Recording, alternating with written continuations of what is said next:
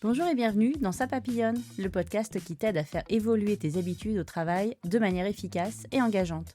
Je suis Rosanne Lemarchand, formatrice en efficacité professionnelle et chaque semaine, j'explore des thématiques variées autour de la gestion du temps et de la formation. Je te partagerai des conseils pratiques pour une meilleure organisation au travail et des histoires inspirantes pour t'accompagner sur ton chemin de formation. Ce qui m'importe, c'est de t'aider à faire un pas de côté, d'observer tes comportements au travail, de prendre du recul et j'espère te faire avancer. Chaque épisode est une opportunité d'explorer de nouvelles idées et d'acquérir des compétences. Installe-toi confortablement et laisse-toi guider. C'est parti! Salut, bienvenue dans ce nouvel épisode. Je suis hyper contente de te retrouver cette semaine. C'est en plus une semaine un petit peu particulière puisque je fête les 10 ans de mon entreprise en ce début de mois de mars.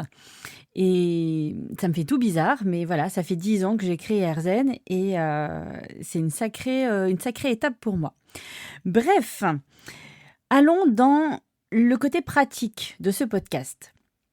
Aujourd'hui, je vais te parler priorité.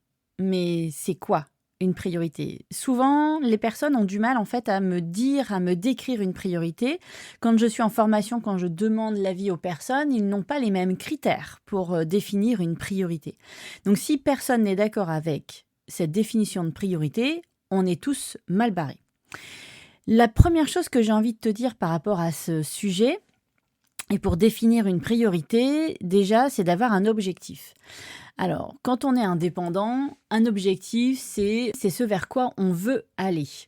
Par exemple, je veux avoir 10 nouveaux clients, ou je veux entretenir la relation avec mes clients actuels, ou je veux agrandir mon audience sur LinkedIn. Bref, chacun met les objectifs là où il veut les mettre en tant qu'indépendant, c'est chacun choisi. Par contre, quand on est salarié, c'est pas évident de voir quels sont les objectifs de son poste. En tout cas, d'année en année, ça peut changer et ça peut évoluer. Quand on est salarié, là, ce que je préconise de faire, c'est une carte mentale de toutes les activités que l'on fait, par grande thématique. Pourquoi ? Parce que déjà, ça permet de prendre un petit peu de recul sur ce qu'on fait au quotidien et peut-être qu'on fait des choses sans se rendre compte. En fait, on fait énormément de choses et on fait certaines choses qui ne sont pas forcément dans notre attribution. Et puis, on fait un point avec son manager pour voir quelles sont les activités à haute valeur ajoutée. Ça veut dire quoi? Ces activités à haute valeur ajoutée, c'est là où on vous attend au tournant, c'est là quasiment où vous avez été, la raison pour laquelle vous avez été embauché, c'est le sujet principal. En fait, c'est qu'est-ce qui se passe quand on regarde sur une carte mentale du coup les activités et on se pose la question, qu'est-ce qu'il se passe si je ne fais pas cette activité-là ou cette tâche-là? Si la conséquence est majeure, si la conséquence a un gros enjeu, a de grosses conséquences, on est quand même potentiellement sur une activité à haute valeur ajoutée. Donc c'est celle-là qu'on doit pointer et s'orienter pour le quotidien, en fait, pour gérer ces tâches. Donc si la tâche participe à l'évolution ou en tout cas l'avancement vers cet objectif, ok, ça en fait partie, c'est une tâche prioritaire. Très bien.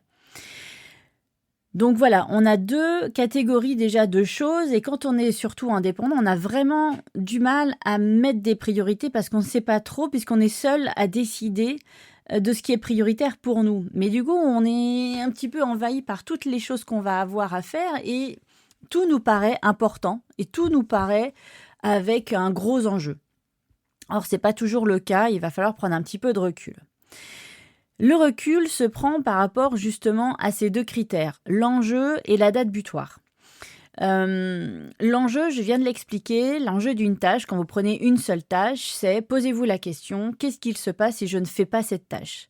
Si les conséquences sont donc importantes, graves, qui apportent vraiment des choses négatives avec des grosses conséquences derrière, c'est un gros enjeu, ok, très bien.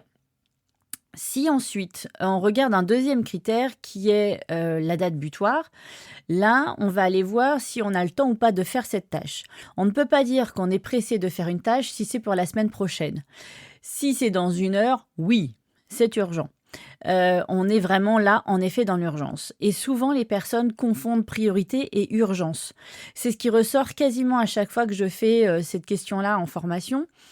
Les personnes qui me sortent, enfin, il y a plusieurs personnes qui vont me sortir dans un groupe, une priorité égale une urgence. Or, c'est faux. Une priorité n'est pas une urgence nécessairement.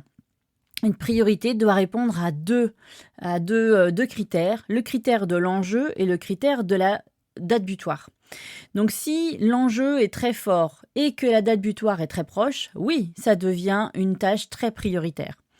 Par contre, si c'est une tâche qui a un enjeu plutôt fort, en effet, ok, mais dont on a une date butoir un petit peu plus éloignée, ça n'est pas une urgence. Elle deviendra une urgence si on attend trop pour la faire et que on se rapproche très dangereusement de la date butoir. Donc plus on avance dans le temps, plus ça devient urgent. Une tâche qui est avec un fort enjeu, on dit que c'est une tâche importante. Et l'importance ne va pas bouger en fait dans le temps.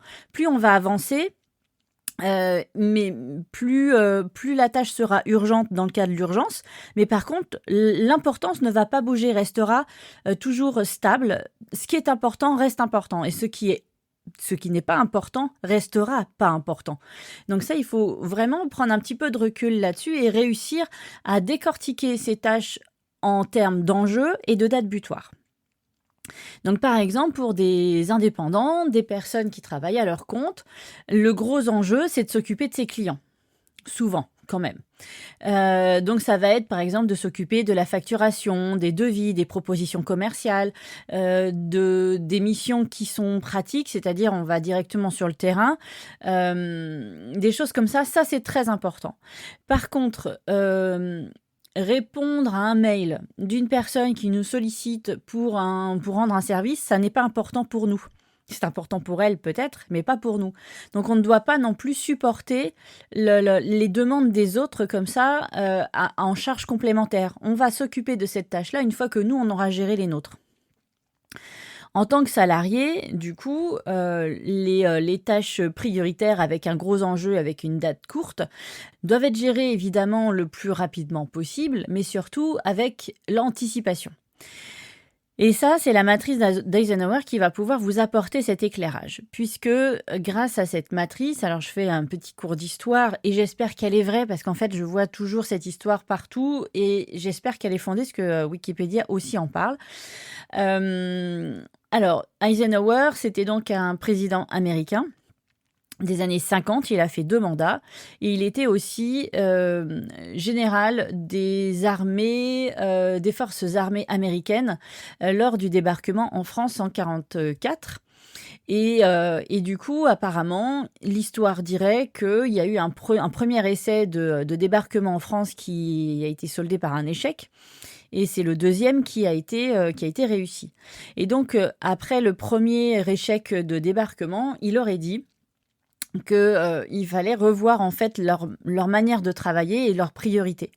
Et il aurait sorti cette phrase-là, attention, soyez concentrés, ce qui est important est rarement urgent, et ce qui est urgent est rarement important. Alors, il ne dit pas que c'est pas du tout, donc les tâches, c'est pas du tout, c'est soit l'un, soit l'autre, absolument pas. Ça peut être les deux, mais pas toujours. Du coup, il y a des gens derrière qui ont créé une matrice, donc, qui ont utilisé cette phrase en tant que modèle d'organisation. Et donc, ils ont utilisé les 2 critères de la phrase d'Eisenhower, c'est l'urgent et l'important. Donc, on va tracer en fait une croix sur un papier et on va mettre en verticale la notion d'importance. Donc, plus on va vers le haut, plus c'est important. Et en horizontal, en croisement, on a la notion d'urgence, et plus on va vers la droite, plus c'est urgent. Et donc, on se retrouve avec 4 cases. La première case qui est donc la zone des tâches prioritaires, c'est les tâches qui répondent aux 2 critères en même temps, et urgent, à une date butoir très très courte, et la notion d'importance avec un enjeu très fort. Ces tâches-là, bien sûr qu'elles sont définies, mais on en arrive là parce que justement, on n'a pas anticipé au départ. Parce que la deuxième case qui est importante, c'est celle qui est juste à côté, c'est très important mais moins urgent. En fait, la plupart du temps, on devrait avoir sur notre liste à faire les tâches qui sont très importantes, moins urgentes, histoire de les programmer, de les planifier, pour justement ne pas se retrouver en urgence. Et donc, c'est cette zone-là, en fait, qu'il faudrait qu'on remplisse et d'avoir le moins de choses possible dans la zone très importante, très urgente. Et plus on va anticiper comme ça nos tâches et prendre du recul, pas du recul, mais on va les planifier à l'avance, moins on sera dans l'urgence et la charge mentale sera bien sûr diminuée. Alors, il y a deux autres possibilités aussi dans la matrice d'Eisenhower, évidemment, l'opposé. Ce sont les tâches très urgentes et peu importantes. Mais dans ce cas-là, peut-être qu'on supporte l'urgence et l'importance de quelqu'un d'autre. Donc, à voir si on ne peut pas faire autre chose avec ces tâches-là que de les faire. Peut-être les déléguer à quelqu'un, l'automatiser, rendre service, ou alors les faire après tout le reste de ce qu'on a à faire. Et puis, on a une dernière case qui sont les tâches très peu importantes et très peu urgentes. Et là, on va peut-être se poser la question de est-ce que vraiment je fais ces tâches-là ? Donc, quand vous allez faire votre to-do list, je vous invite à indiquer devant chaque tâche les critères d'urgence et d'importance, parce que c'est ça qui va définir par quoi vous allez commencer vos tâches. Donc, une priorité a deux critères, l'urgence et l'importance, un gros enjeu et une date butoir hyper courte. D'accord ? La deuxième catégorie de tâches prioritaires, c'est les tâches toujours hyper importantes, mais moins urgentes, qu'on peut travailler à l'avance, anticiper, planifier, et ne pas se sentir dans un bouillon là et un tourbillon de tâches à faire indéfinies. Et si on fait ces tâches-là bien en amont, en fait, on est beaucoup moins dans le stress. Donc, définir une priorité, c'est la garantie de diminuer sa charge mentale. Et d'avoir un objectif, en fait, par exemple pour les indépendants en début d'année, c'est quelque chose de primordial pour savoir notre feuille de route, en fait, pour la connaître et savoir où est-ce qu'on va. Quand on navigue à vue, il n'y a rien de bon, en fait, qui se passe et souvent on peut se planter rien qu'à cause de ça. Pour les salariés, évidemment, il faut revoir ses priorités avec son manager, discuter avec lui, qu'est-ce qui est prioritaire pour lui, qu'est-ce que la personne doit mettre en avant tous les jours. Et cette discussion-là, cette communication-là, il faut vraiment l'avoir à tête reposée, pas dans l'énervement, pas dans une fatigue émotionnelle, etc. Et il faut vraiment essayer de le faire régulièrement. En toute simplicité pour simplement bien travailler avec son manager et son équipe. Je pense que j'ai fait le tour simplement de cette question. Ça va être un tout petit épisode cette semaine, mais ultra pratique. Donc, je vous propose un petit résumé. Une priorité, ça découle d'un objectif. Une priorité, c'est deux critères, l'enjeu et la date butoir. Et la matrice d'Eisenhower va vous aider à poser les tâches en fait dans une case afin de savoir par où vous allez commencer. Donc, et puis l'utilisation de cette matrice d'Eisenhower, alors moi j'ai commencé à l'utiliser il y a très longtemps, enfin très il y a quelques années déjà. Quand j'étais perdue en fait dans ce que j'avais à faire, justement mes objectifs n'étaient pas hyper clairs, enfin à peu près clairs dans ma tête, mais je les avais pas posés. Et du coup, je ne savais pas par où commencer mes tâches en journée et j'étais à ce moment-là indépendante déjà. Et j'avais ce tourbillon de tâches qui tournaient autour de moi, mais quoi choisir? Eh bien, il a fallu que je me pose et que je comprenne en fait cette matrice d'Eisenhower toute seule et que je me suis dit, ok, je veux faire ça cette année, j'ai cet objectif-là, et ben je vais faire les tâches qui correspondent, qui découlent de cette priorité-là. Et ça a été beaucoup plus clair pour moi. Et depuis, je pense que c'est à peu près 2017 que j'ai commencé à utiliser cette matrice. Aujourd'hui, je continue de l'utiliser. Elle me permet d'y voir clair et de classifier facilement mes tâches. Et ça devient vraiment naturel au bout d'un certain temps, hein, quelques semaines, quelques mois. Alors moi, je l'utilisais toutes les semaines. Donc, il faut répéter quand même cette action régulièrement. Mais pour que ça devienne naturel, il faut beaucoup d'utilisation. Il ne faut pas se décourager parce que vous voyez en fait l'utilité d'appliquer cette méthode. Alors moi, c'était toutes les semaines, mais ça pourrait être tous les jours, admettons. Et si vous le faites comme ça, le matin, à tête reposée, avant de démarrer quoi que ce soit, vous y verrez plus clair déjà dans votre journée et dans votre semaine complète, en fait, totalement. Donc c'est vraiment, moi, ce qui m'a sauvée dans mon entreprise, c'est d'y voir clair dans mes tâches. Et aujourd'hui, je ne peux pas faire sans. Et vraiment, mon cerveau, en fait, tout de suite classifie la tâche par rapport à l'enjeu et la date butoir.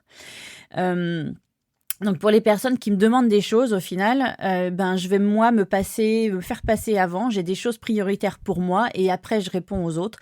Donc c'est pour ça que parfois je mets un peu de temps à répondre à des questionnements, à des demandes, des choses comme ça, parce que moi j'ai besoin de travailler pour moi d'abord et après je ferai passer les autres une fois que j'aurai terminé mes priorités. Je vous invite vraiment à essayer de réfléchir comme ça et vous me redirez ce que ça donne. Ok ? Sinon, je propose toujours des formations, vous le savez ? Allez, plus de renseignements sur mon site. Très bonne journée à vous tous. Ciao ! Merci d'avoir écouté cet épisode. Si tu as aimé, je t'invite à t'abonner, à laisser un avis ou des étoiles et à partager avec tes amis. Je suis aussi à ton écoute. Alors propose-moi des sujets à aborder, je me ferai un plaisir de creuser le sujet. On se retrouve la semaine prochaine pour une nouvelle conversation passionnante. Salut !